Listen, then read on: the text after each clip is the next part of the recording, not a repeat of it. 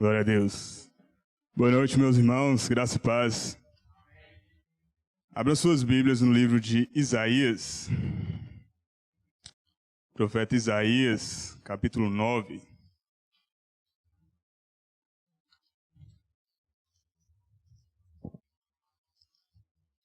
Ramon, pode desligar para mim, por favor, mano?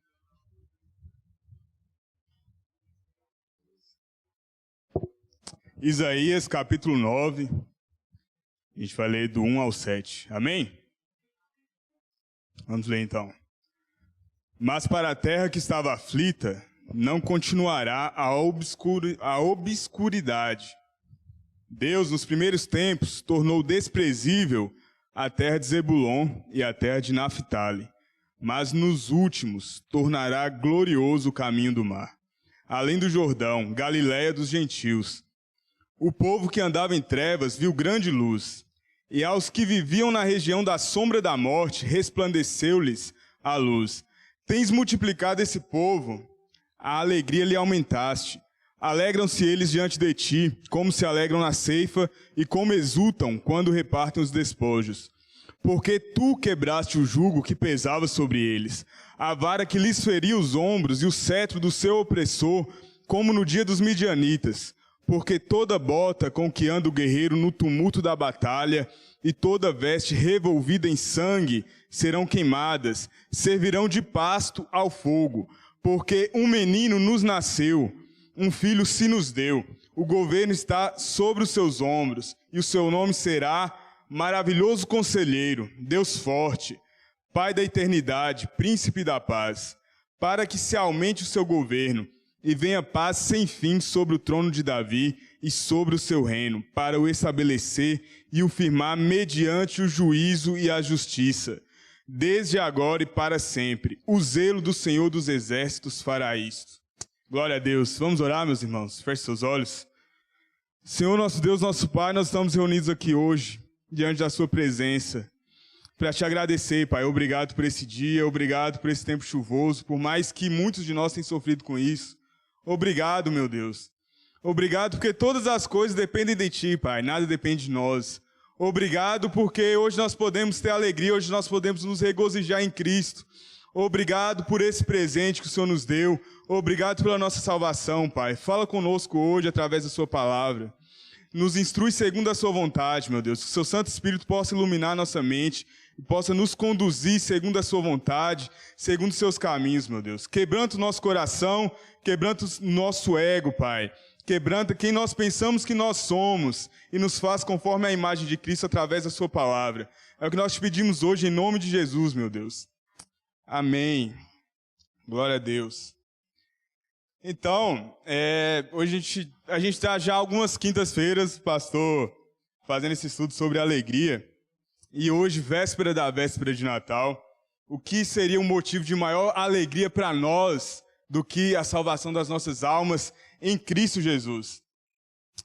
E eu estava pensando no seguinte, como tantos homens de Deus, através da história, conseguiram passar por tantas situações e tantas aflições, como Daniel, na cova dos leões, ele estava lá e ele tinha certeza, ele tinha confiança em Deus, que assim, ele poderia ser devorado pelos leões, sim, mas a absoluta certeza dele é que mesmo que isso acontecesse, ele estava debaixo da vontade do Senhor. Ele estava debaixo dessa graça. É a mesma coisa que a gente vê na história dos profetas. E como lá em Atos, quando Estevão vai denunciar os pecados dos fariseus, vai denunciar tudo que aquele povo tem feito, e ele se regozija em uma coisa. Ele não retrocede, porque ele tem a confiança dele baseada em uma coisa. E é disso que a gente vai falar hoje, sobre essa graça, onde nós podemos descansar, onde nós temos a firmeza em todas as coisas, em todas as situações, na graça de Cristo. E esse texto do livro de Isaías é um dos textos mais famosos para falar sobre o nascimento de Cristo, sobre o nascimento sobre o Natal, que é esse presente de Deus para nós, e ainda mais sobre como as pessoas citam esse texto, mas se esquecem do significado dele e do que significa o nosso Cristo. O que é Cristo para nós? Um dos propósitos do livro do profeta Isaías é justamente o de exortar os que iriam ser exilados, os futuros exilados, os futuros afastados, a se arrependerem dos seus pecados e confiarem que após o exílio, o Senhor iria abençoar aquele povo de maneira que nunca antes tinha sido vista. Então, o profeta Isaías escreveu esse livro com esse propósito, de dar essa confiança para aquele povo. Que, assim, estava tudo muito mal, tudo muito ruim, o povo estava exilado, mas após isso, o Senhor iria ter prazer no seu povo novamente. E Deus chamou Isaías para alertar o povo sobre uma coisa principal, que é o que fala esse texto também, para alertar o povo sobre a decisão divina, ele decidiu, de mandá-los para esse exílio. E ainda mais, que após isso, o povo voltaria a receber essas bênçãos. Então, assim, Deus, através de Isaías, está falando o seguinte: eu decidi mandar vocês para o exílio. Vocês foram pelo beneplácito da minha vontade, por minha decisão. Mas em tudo isso, eu tenho um propósito.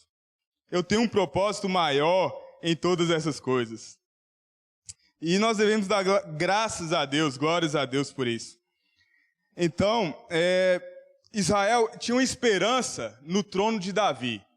Israel esperava que ali, dos filhos de Davi, iria sair o Messias, queria remir o povo, queria resgatar o povo. E é interessante a gente pensar assim, como os filhos de Davi falharam miseravelmente nessa missão que Israel esperava do trono de Davi. Como a gente olha para Absalão e olha para Cristo. Como em Cristo foram cumpridas todas as promessas de Deus. Vamos ler no versículo 1, parte A do versículo 1. Mas para a terra que estava aflita, não continuará a obscuridade. Então, para aquele povo que estava sofrendo, eles não iam mais continuar sofrendo. Deus tinha um plano preparado, Deus tinha um escape para eles. Deus tinha aquela aflição que aquele povo estava passando, aquilo ia acabar. E eles tinham uma promessa, tinham certeza disso que era na palavra de Deus. Então Deus decretou todo o sofrimento que Israel iria passar, o que eles iriam sofrer nas mãos dos assírios, tudo isso com um único propósito: apontar para Cristo. Tudo que aquele povo estava sofrendo nas mãos dos assírios, eles não entendiam.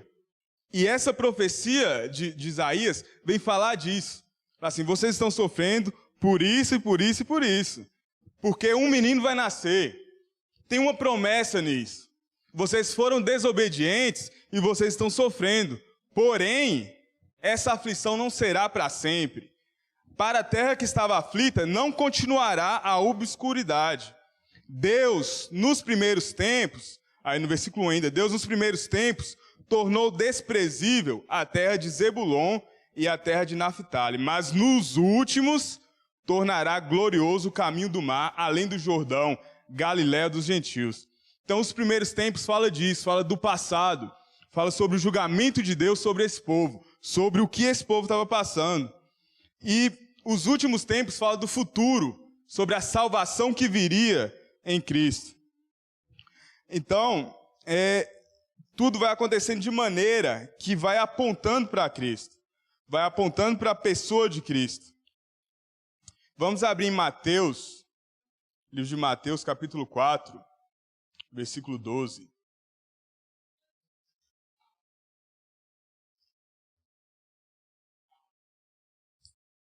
Ouvindo, porém, Jesus que João fora preso, retirou-se para a Galiléia e, deixando Nazaré, foi morar em Cafarnaum, situada à beira-mar, nos confins de Zebulon e Naftali, para que se cumprisse o que fora dito por intermédio do profeta Isaías. Terra de Zebulon, terra de Naftali, caminho do mar, além do Jordão, Galiléia dos gentios. O povo que jazia em trevas viu grande luz, e aos que viviam na região e sombra da morte, resplandeceu-lhes a luz. Daí por diante, passou Jesus a pregar e a dizer: arrependei-vos, porque está próximo o reino dos céus. Nazaré era um local totalmente improvável para o Messias nascer. E é isso que Natanael fala em João 1,46, quando ele fala assim, com os outros discípulos, né, que estão falando com ele, fala assim: por acaso pode vir alguma coisa boa de Nazaré? De Nazaré não pode sair nada de bom. O Messias que nós estamos esperando não vem de Nazaré. Nazaré ficava na região baixa da Galileia. E, como eu falei, ele estava esperando o Messias que viria do trono de Davi e queria vir em toda uma pompa, em riquezas, com o cetro já reinando. Ele veio reinando, só que ele escolheu vir de outra maneira. Ele escolheu vir de uma maneira humilde. Então, Nazaré ficava na região baixa da Galileia e era um local de gente ignorante, de gente sem cultura, de pessoas corruptas, sabe? Um local sujo, uma cidade suja, de pecadores. Cristo escolheu nascer ali, em Nazaré.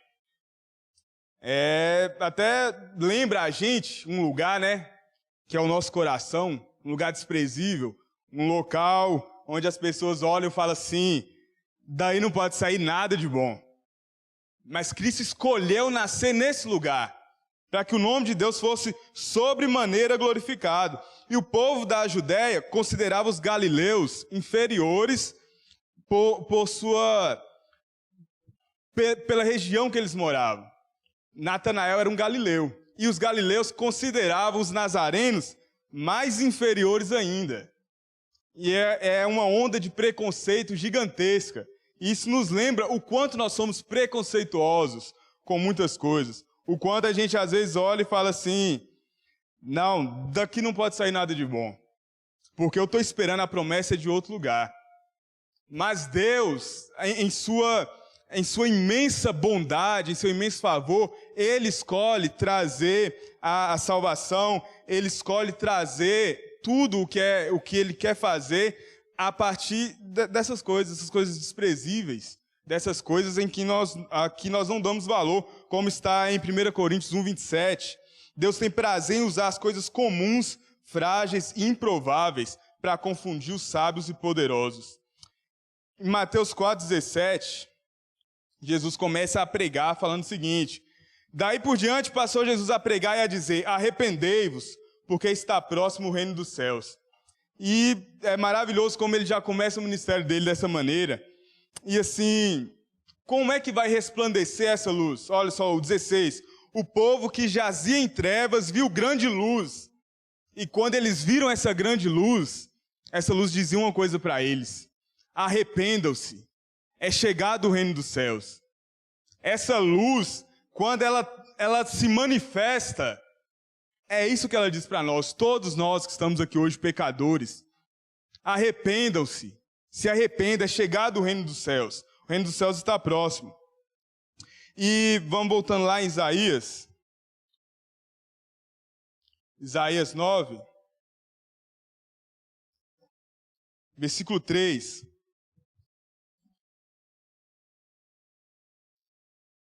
O povo que andava em trevas viu grande luz, e aos que viviam na região da sombra da morte, resplandeceu-lhes a luz. Tens multiplicado este povo, a alegria lhe aumentaste. Alegram-se eles diante de ti, como se alegram na ceifa, e como exultam quando repartem os despojos.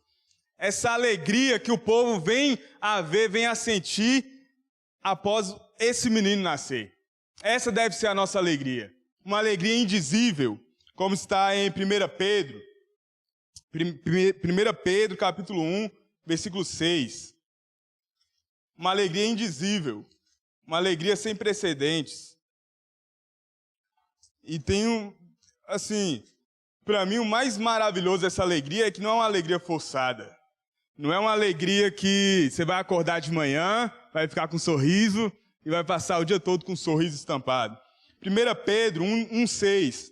Nisso exultais, embora no presente, por breve tempo, se necessário, sejais contristados por várias provações, para que, uma vez confirmado o valor da vossa fé, muito mais preciosa que o ouro perecível, mesmo apurado por fogo, redunde em louvor, glória e honra na revelação de Jesus Cristo. Olha só, essa fé é muito mais valiosa do que o ouro que é perecível, muito mais valiosa do que qualquer coisa. 8. Jesus Cristo, a quem, não havendo visto, a quem vocês não viram, mas vocês amaram, a quem não havendo visto, amais, no qual, não vendo agora, mas crendo, exultais com alegria indizível, uma alegria que não dá para expressar, uma alegria que não dá para dizer, e cheia de glória, obtendo o fim da vossa fé. Qual que é o fim da nossa fé? A salvação da vossa alma.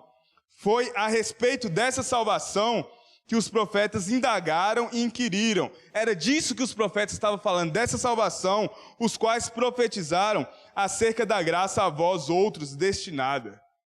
Que alegria é essa? Será que a gente está vivendo essa alegria? Vamos abrir em Filipenses 3.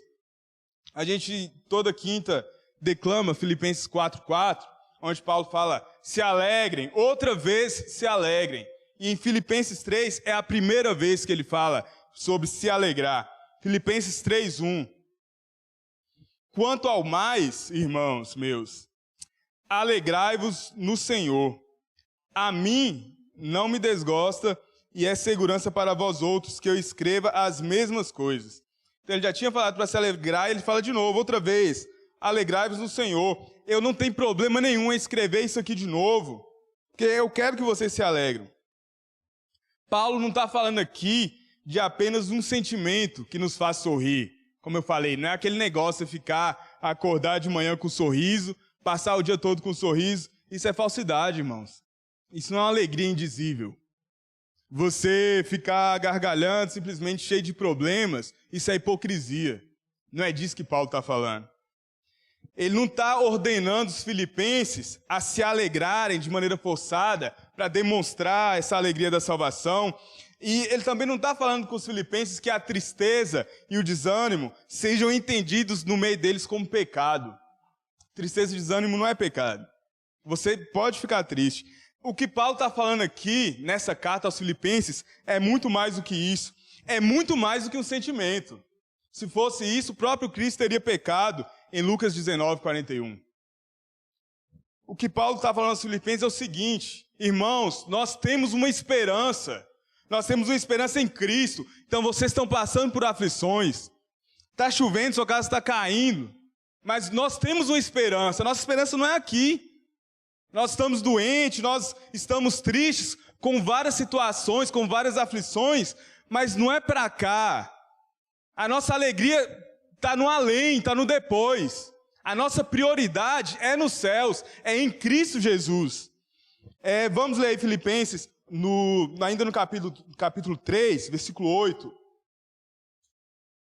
Sim, deveras, considero tudo como perda, por causa da sublimidade do conhecimento de Cristo Jesus, meu Senhor, por amor do qual perdi todas as coisas, e eu as considero como refúgio, para ganhar a Cristo e ser achado nele, não tendo justiça própria, que procede de lei, senão a que é mediante a fé em Cristo, a justiça que procede de Deus, baseada na fé. O que Paulo está falando aqui? Irmãos, ele fala para se alegrar, e aí a gente vai lendo, o que ele está falando? Irmãos, se vocês ainda estão tristes, se vocês ainda estão desanimados, nós temos uma esperança que é na graça de Cristo. Por isso eu deixei todas as coisas, por isso eu vivo feliz. Olha só, quando ele fala, não é por nossa justiça, ele está falando o seguinte, eu achei graça, eu encontrei graça, não foi pelas minhas obras, não foi pelos meus méritos. Aqui antes ele vem citando, ele vem falando, eu que sou da linha de Hebreus, eu que sou hebreu de Hebreus, eu tenho família, eu tenho estudo, eu não sei nem por que Cristo me chamou, mas eu abandonei tudo. Nada disso importa para mim, porque só uma coisa importa para mim. E é por isso que eu vivo alegre, e é por isso que eu digo a vocês que se alegrem. Se alegrem em Cristo. O que Paulo está falando é o seguinte, irmãos filipenses, desistam de si mesmos por amor a Cristo. alegrai-vos no Senhor. Olha só o versículo 7.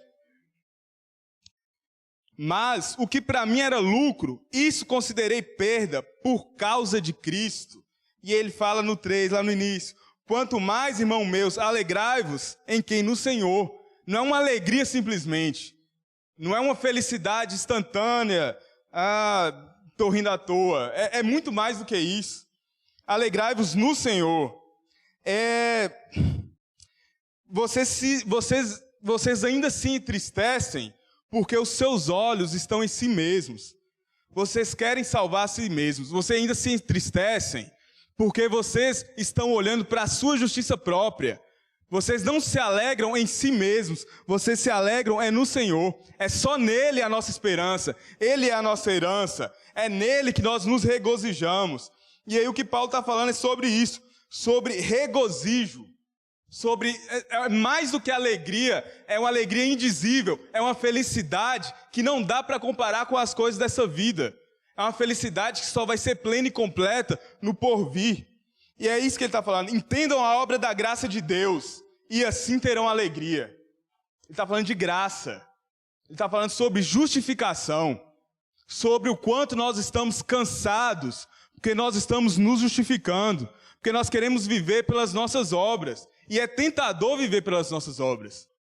É tentador a gente achar que porque nós fazemos alguma coisa, nós somos justificados.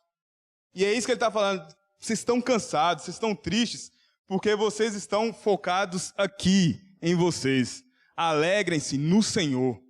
Alegrem-se na cruz de Cristo. Vamos abrir em João 15, 19.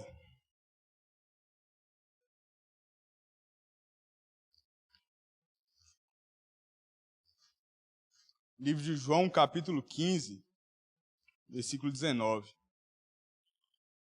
Se vós fosseis do mundo, o mundo amaria o que era seu. Como, todavia, não sois do mundo, pelo contrário, dele, do mundo, eu vos escolhi. Por isso o mundo vos odeia. E assim, Paulo está repetindo praticamente o que Jesus falou aqui. Ele está falando o seguinte: vocês não vão encontrar alegria nesse mundo. Vocês não vão encontrar alegria no ouro que perece. Vocês não vão encontrar alegria nessas coisas. Se alegrem no Senhor. E é o que Jesus está falando. O mundo odeia vocês porque vocês não são do mundo. E esse mundo aqui é para a tristeza, é para a aflição mesmo. Lembrai-vos da palavra que eu vos disse. Não é o servo maior do que o seu senhor. Se me perseguiram a mim, também perseguirão a vós outros.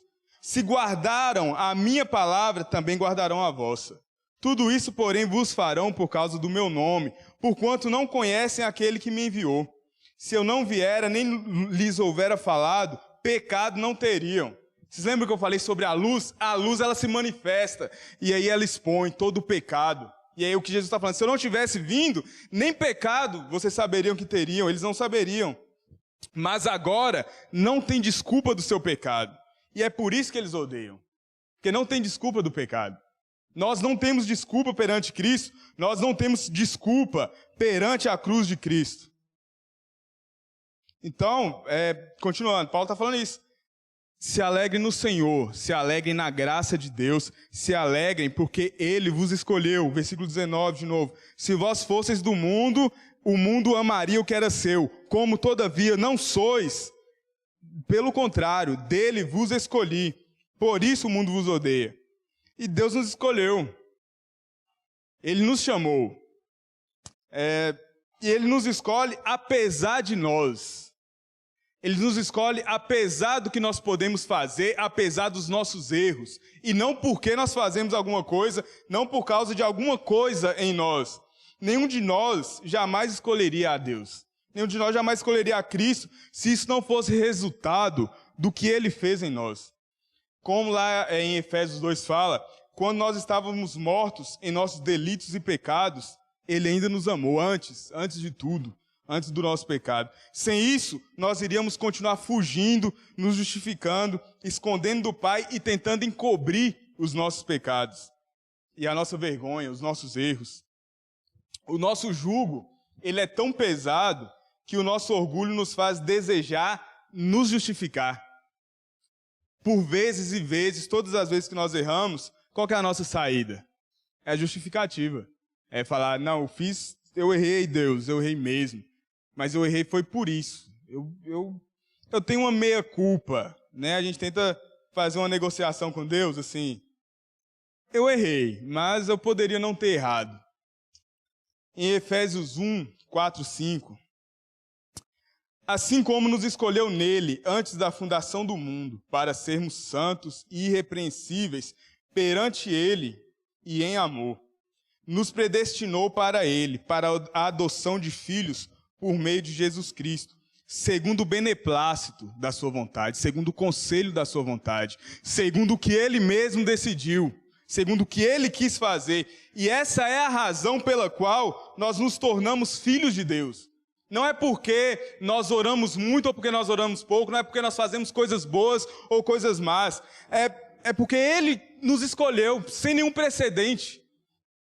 Ele nos escolheu fora das nossas obras. Então, nada que nós podemos fazer vai nos fazer perder a salvação. Nada das nossas obras pode nos fazer perder a salvação. E nada das nossas obras pode nos fazer ganhar essa salvação. Isso não é um motivo de alegria para nós? Porque se nós pudéssemos perder, nós perderíamos a salvação de uma vez. E é maravilhoso porque assim, Ele ainda nos perdoa todas as vezes que nós erramos. Com esse amor indizível. Essa deveria ser a nossa alegria indizível. Porque Ele ainda nos perdoa. Ele não é assim, se vocês errarem 10 vezes, vocês estão fora do céu. Não, é incondicional. Isso é constrangedor, cada vez que eu penso nisso, que eu penso assim, Deus, eu quero fazer certo, eu não consigo fazer certo. Aí a gente erra. E aí, ainda mais, Ele não tem para onde a gente fugir, porque é incondicional. A forma de Cristo, aonde nós vamos entrar, nessa forma, quando fala em Romanos 8:28, é isso. Para nos fazer conforme a imagem de Cristo, todas as coisas nos empurram para isso. Todas as humilhações, todo o sofrimento, os nossos erros, as nossas aflições, nos empurram para nos parecer mais com Cristo. E aí, cada vez que nós erramos, é pior ainda do que se nós tivéssemos acertado, porque Ele nos ama ainda mais. O seu amor não tem medidas. E diante de um ano de tantas aflições que nós passamos, de tantos erros, nós ainda estamos aqui hoje. Esse é o motivo da nossa alegria. Não é uma alegria de estar sorrindo, é uma alegria de estar regozijando, de ter essa felicidade, porque nele, nessa graça, nós temos a certeza do nosso amanhã. Nós temos a certeza de que onde quer que nós estejamos amanhã, nós estaremos em Cristo. Não há nada que nós possamos fazer para sair de Cristo. Isso é amedrontador porque não há nada que nós possamos fazer. Mas olha que maravilha! Por mais que nós possamos errar, Deus ainda vai nos perdoar e vai nos colocar no caminho certo. E assim, o efeito dessa graça é esse caminho para o céu. Não é ser legalista, não é se basear nas obras e querer seguir a Bíblia de capa a capa, de uma maneira racional, no sentido de Deus é um inquisidor e Ele vai te cobrar todos os seus atos, Ele vai te cobrar. Mas aí a questão é que já está tudo pago em Cristo. Então assim, cada vez que a gente se força, não por amor, mas por obrigação a fazer essas coisas, nós estamos pecando da mesma maneira. Porque não é pelas nossas obras. E cada vez que por desleixo a gente deixa de seguir o que é essa palavra, nós também estamos pecando. Só tem um caminho, só tem uma saída, é a cruz de Cristo. E Deus enviou esse Filho, o único Filho dele, pelos nossos pecados, pelos nossos erros, para que a gente pudesse andar nesse caminho da justificação. Então, Ele já venceu o mundo. Deus não está ajudando a gente a se salvar. Como diz em Jonas 2:9, a salvação pertence ao Senhor, é dele. Ele não está segurando a nossa mão e falando assim, faz a sua parte que eu te ajudarei. A gente vê muitos irmãos falando versículos que não existem, né? E não é. Ele já venceu tudo. E nós, os eleitos, os salvos, não conseguem viver de maneira a passar, olhar essa cruz e ignorar, porque não dá. É constrangedor. Cada vez que você pensa que você vai estar na sua casa, ninguém daqui vai estar com você. O pastor não vai estar com você. Os presbíteros não vão estar te vigiando. Vai estar só você e Deus. Qual que é a sua atitude? Qual é a nossa atitude diante de Cristo? Se não é constrangedor, nós precisamos rever o que nós estamos vivendo, porque não é o Evangelho. O Evangelho é constrangedor. A graça, esse amor, é uma coisa constrangedora. É uma coisa que nos impele a querer seguir, a querer agradar o nosso Pai. Tem uma frase do pastor Josimar Bessa, que é o seguinte: nenhum homem mortal poderia inventar uma ideia que glorificasse tanto a Deus e humilhasse tanto o homem, como essa ideia da doutrina da eleição. Porque realmente nos coloca em um lugar onde nós não podemos fazer nada. A eleição, ela tira tudo de nós, todos os nossos méritos, todas as nossas atitudes. Tudo o que a gente poderia fazer para ser salvo nunca vai ser suficiente. E isso é respondido com amor. Se você não pode fazer nada, eu já fiz tudo. Eu já entreguei Cristo na cruz. Então, essa é a conclusão da graça. O Senhor é o meu pastor. O Senhor é o meu descanso. Nada vai me faltar. Davi já entendia a graça, que por vezes nós não entendemos. Não há nada que eu possa fazer, mesmo que eu queira, não há nada que eu possa fazer para salvar a mim mesmo. A ideia central do Evangelho é a graça. Tudo gira em torno da graça, e a graça aponta para Cristo. Em Efésios 2:8, porque pela graça sois salvos, mediante a fé, e isso não vem de vós, é dom de Deus. Deus, Ele é o Deus da graça. Em Romanos 9, 25 e 26, Romanos 9, 25 e 26, assim como também dizem Oséias, chamarei povo meu ao que não era meu povo, e amada a que não era amada.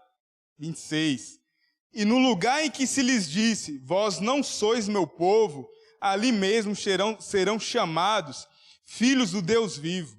O Espírito Santo nos conduz a amar a Deus de uma maneira misteriosa, de uma maneira que nós não conseguimos entender. Quem daqui acordou hoje e falou assim, hoje eu estava pensando, eu acho que eu quero me humilhar um pouco mais hoje. Mas em Cristo nós encontramos o regozijo de toda humilhação.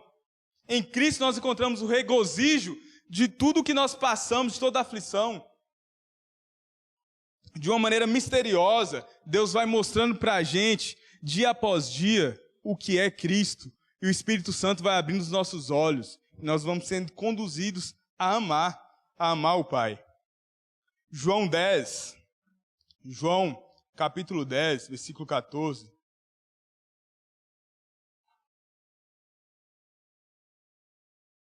Eu sou o bom pastor, eu conheço as minhas ovelhas, e elas me conhecem a mim. Assim como o Pai me conhece a mim, eu conheço o Pai.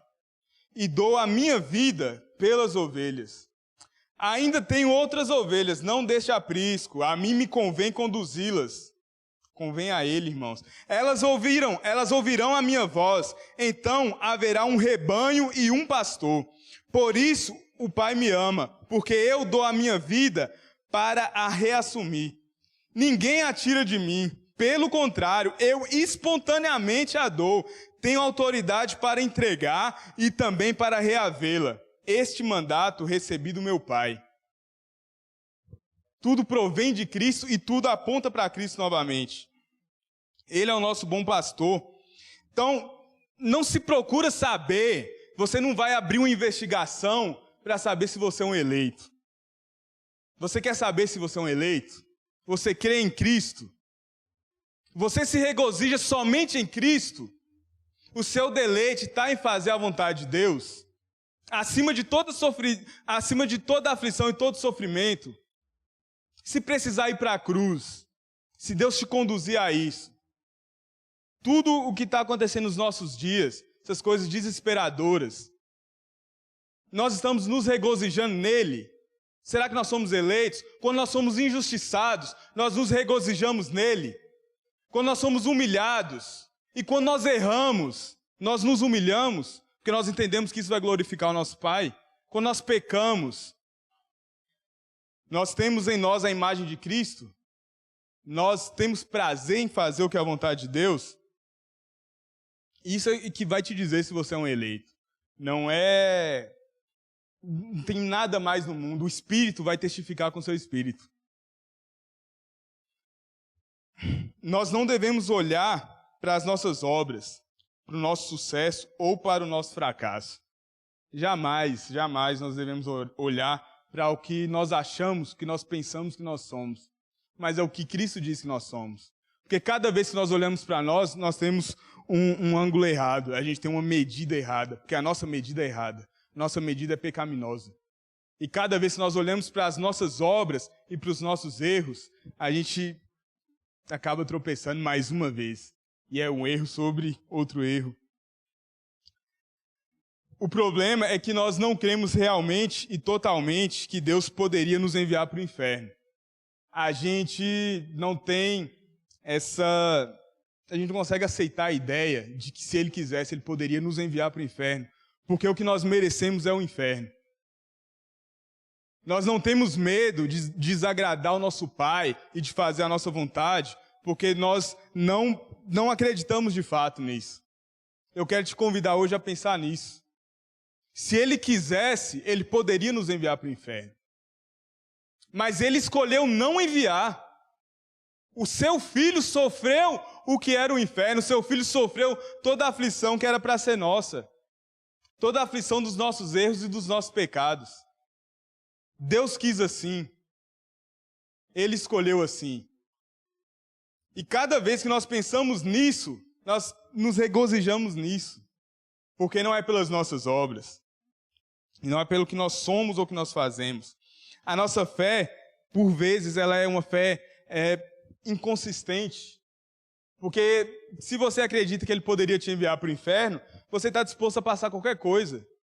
Mas se a gente passa alguém fala mal com a gente, se a gente briga com alguém, se acontece alguma injustiça, se a gente erra, a gente já fica aflito. Quando acontece uma situação que não dá para resolver, nós ficamos desesperados. Tudo que não depende de nós nos desespera. Porque nós não entendemos isso ainda. Tudo está nas mãos de Deus. E se Ele quisesse, Ele poderia nos condenar, mas Ele escolheu não condenar. Ele escolheu condenar o seu Filho. O seu Filho sofreu os nossos pecados. Em Romanos capítulo 11, versículos 5 e 6. Assim, pois, também agora, no tempo de hoje, sobrevive um remanescente segundo a eleição da graça. Paulo está falando sobre ele e também sobre todos nós. Ainda sobrevive um remanescente. Tem alguém que ainda vive pela graça. E se é pela graça, já não é pelas obras. Do contrário, a graça já não seria graça. Essa graça de Deus fala para nós sobre duas coisas. E são duas coisas principais que nós nos esquecemos todos os dias. A vinda de Cristo fala para nós dessa graça, e essa graça fala para nós sobre duas coisas. Sobre amar e ser amado. Sobre como Deus nos ama e nos perdoa. E como isso contrasta, como nós nos achegamos a Ele com ousadia de pedir perdão. Mesmo quando nós erramos. E nós sempre erramos. Todos nós erramos. Vários de nós, eu acho que todos nós erramos hoje. Nós pecamos. E mesmo assim nós temos, através de Cristo, essa possibilidade do perdão, através da graça. Então o amor, ele não envolve só o perdoar, apenas assim eu te perdoo, mas também o se redimir. E um eleito, ele ama. Ele ama a Cristo, ele ama os seus irmãos, e ele perdoa e pede perdão. Essa é a caminhada cristã, os dois caminhos da graça, amar e ser amado.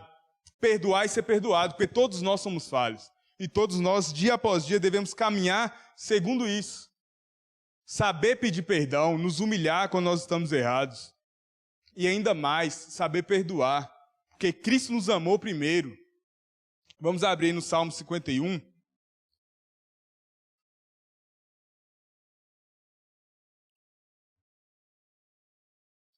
Salmo 51, 1 ao 7. Amém?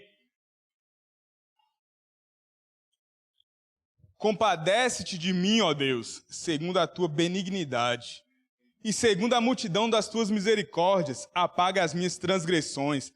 Lava-me completamente da minha iniquidade e purifica-me do meu pecado, pois eu conheço as minhas transgressões, e o meu pecado está sempre diante de mim. Pequei contra ti somente, e fiz o que é mal perante os teus olhos, de maneira que serás tido por justo no teu falar e puro no teu julgar. Eu nasci na iniquidade, e em pecado me concebeu minha mãe. 6. Eis que te comprases, na verdade, no íntimo e no recôndito, me fazes conhecer a sabedoria. Purifica-me com o hisopo, e ficarei limpo. Lava-me, e ficarei mais alvo do que a neve. Então, esse salmo que Davi escreveu quando o profeta Natan veio falar para ele sobre o pecado dele com Batseba. Nós conhecemos a história de Davi, do envolvimento dele com Batseba, sobre como ele condenou homens que eram aliados dele por uma inclinação carnal, pelo seu pecado. E em 2 Samuel, capítulo 12, 2 Samuel 12, 13, Natan, ele vem falar com o profeta, Davi vem falar com o profeta e pedir perdão, e Natan fala com ele o seguinte, Deus vai te perdoar, mas você vai ter que arcar com as consequências do que é o seu pecado. Então disse Davi a Natan, pequei contra o Senhor, disse Natan a Davi, também o Senhor te perdoou o teu pecado, você não vai morrer, não morrerás, mas, posto que com isto deste motivo a que blasfemassem os inimigos do Senhor, também o filho que te nasceu morrerá. E Salmo 32, Davi fala sobre a confissão. Salmo 32, 5. Confessei-te o meu pecado e a minha iniquidade não mais ocultei. Disse, confessarei ao Senhor as minhas transgressões e tu perdoaste a iniquidade do meu pecado. Deus perdoa os nossos pecados e graças a Deus por isso. E nós temos que aprender a arcar com as consequências dos nossos erros. Mesmo após o perdão, como Natan falou com Davi, ele envergonhou o nome do Senhor.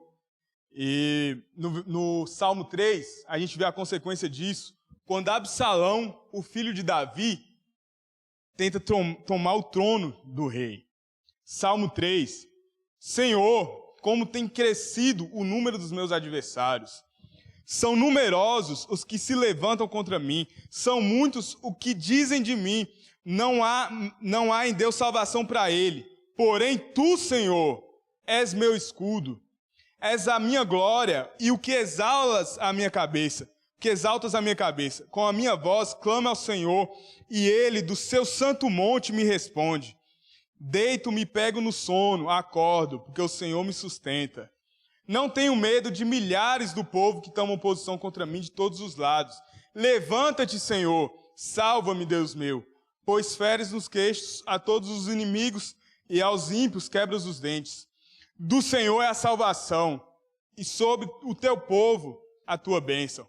Então, assim, Davi pediu perdão, e uma coisa maravilhosa aqui é que nós vamos arcar com as consequências dos nossos erros quando nós machucamos os nossos irmãos. Ninguém é obrigado a nos perdoar. Quando nós machucamos outras pessoas, e essa sucessão de iniquidade vai se espalhando, mas tem uma coisa que é o principal, é a nossa confissão. Davi confessou o seu pecado e ele foi perdoado por Deus. Então, assim, de todas as consequências de pessoas machucadas, de gente chateada, de tudo mais, ele tinha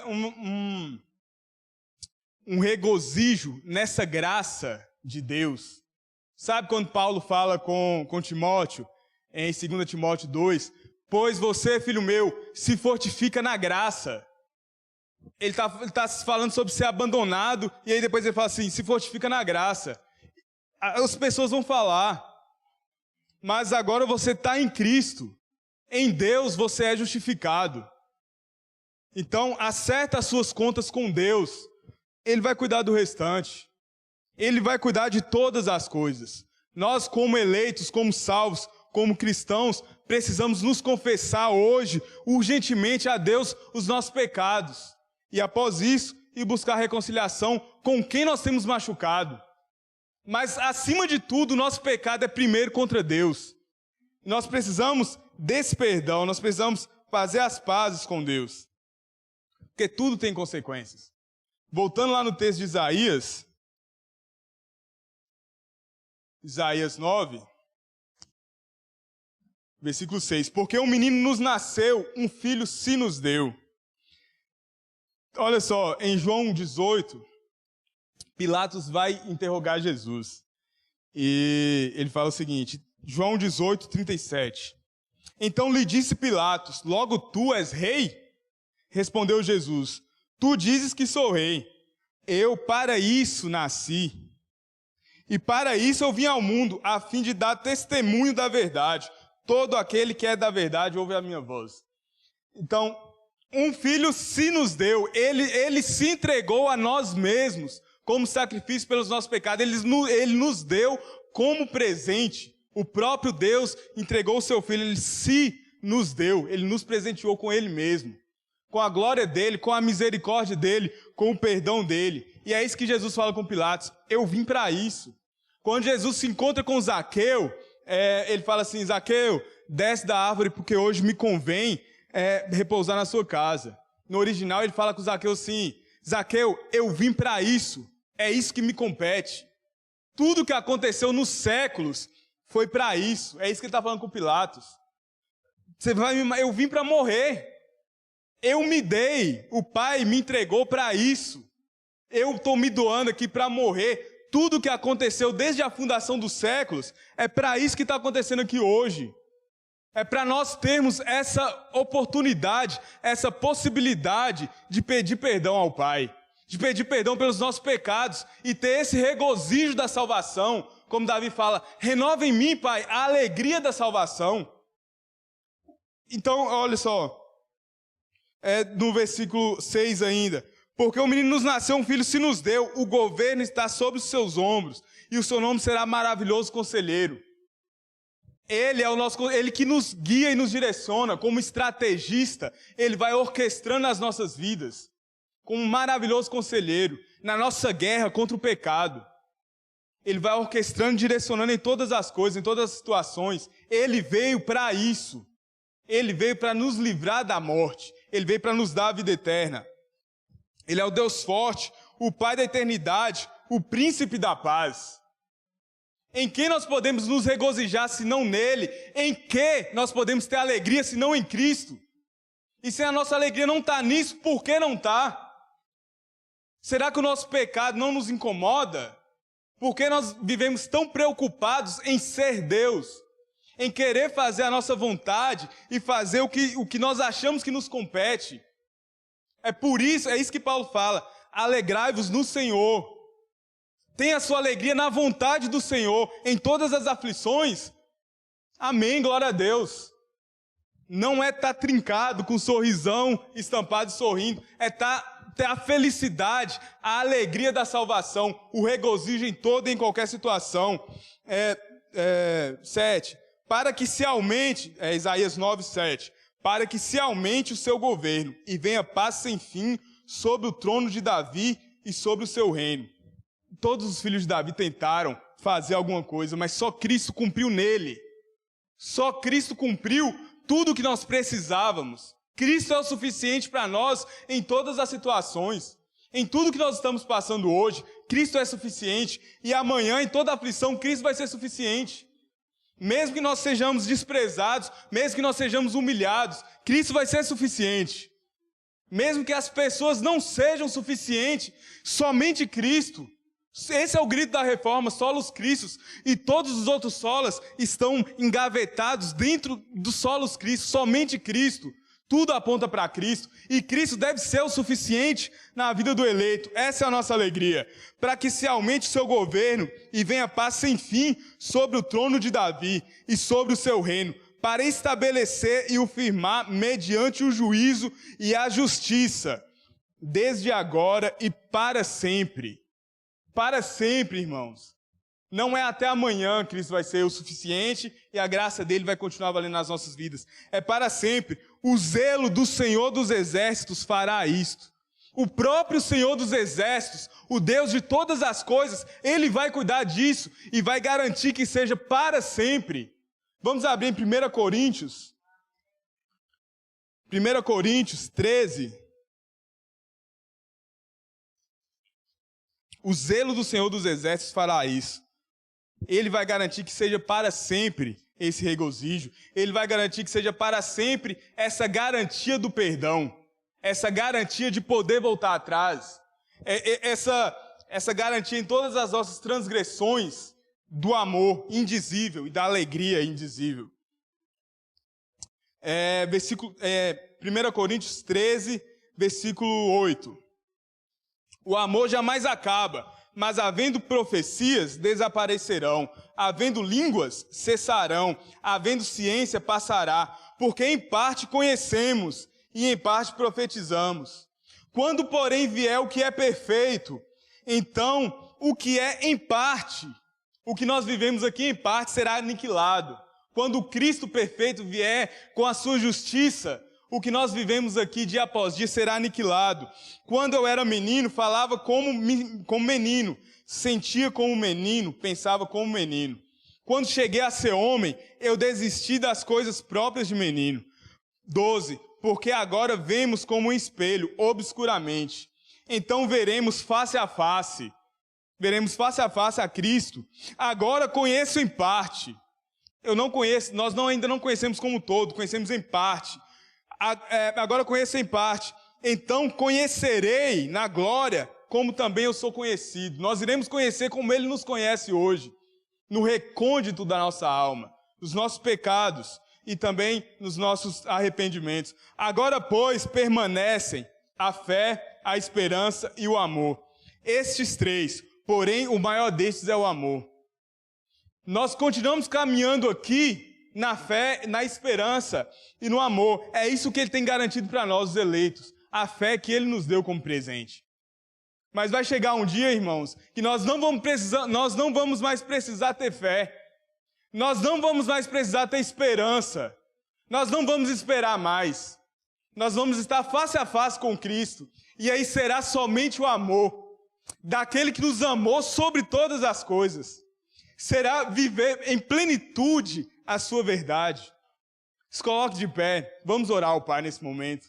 Vamos orar a esse Cristo que nos garante nele todas as coisas. Vamos orar para que Ele possa conservar em nós essa alegria indizível, esse amor verdadeiro. Apesar de tudo que nós somos, mesmo assim Ele nos amou e nos perdoa. Feche seus olhos. Vamos orar nesse momento.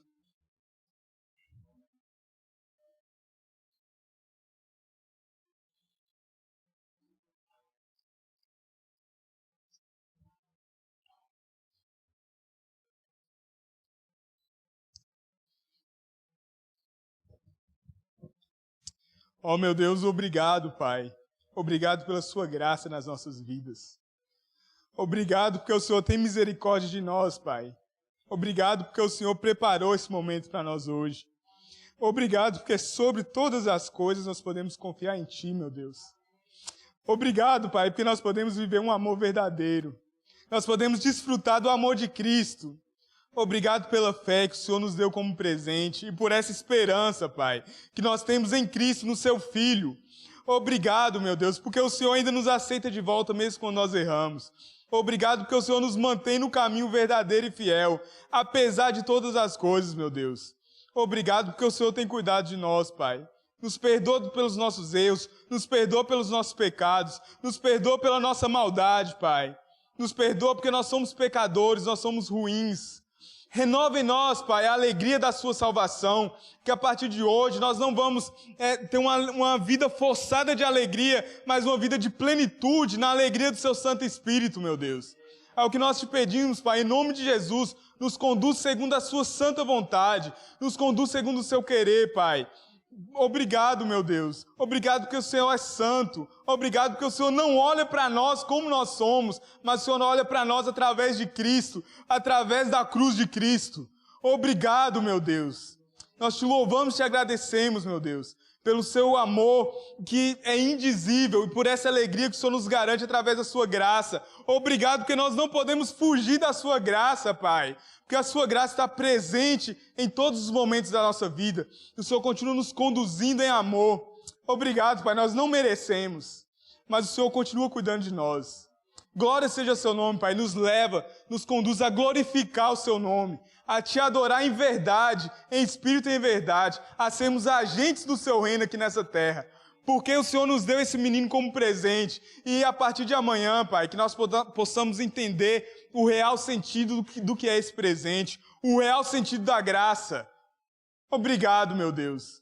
Obrigado porque o Senhor não olha para nós como nós merecemos, mas o Senhor olha para nós como Cristo nos justificou. Obrigado, meu Deus. Nós te louvamos e te agradecemos em nome de Jesus, Pai. Amém.